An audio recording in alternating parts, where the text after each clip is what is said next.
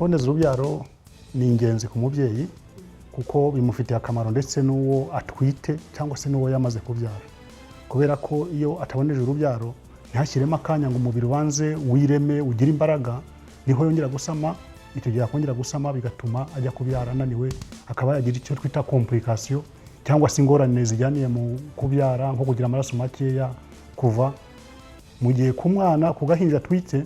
Niba ahise atwita ku kanya umubiri utarubaka ngo intungamubiri ziba ari nyinshi, gashobora kugwingira mu nda, ashobora kuzakabyara imburagihe, ugasanga mu by'ukuri izo arizo complication cyangwa se ingorane uruhinja ruzagira. Kereka uburyo bw'ibinini twita ko birimo undi musemburo bita estrogene, ibyo nibwo buryo bwonyine buhari twirinda kuba bakimara kubyara, kubera ko bushobora kugabanya ingano y'amashereka umubyeyi atanga.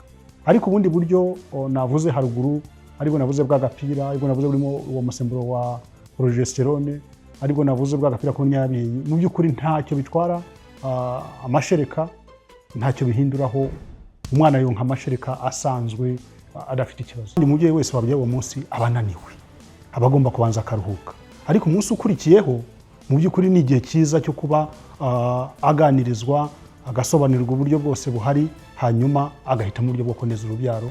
Bishatse kuvuga ngo amasaha 28, 48 yaboneza urubyaro ugataha mu rugo, izo serivisi yazikoresheje. Nicyo kintu cya mbere gikunze kuba nyirabayaza no kutaboneza urubyaro nyuma yo kubyara: imyumvire, imyemerere ndetse no gutinya izo ngaruka z'iyo.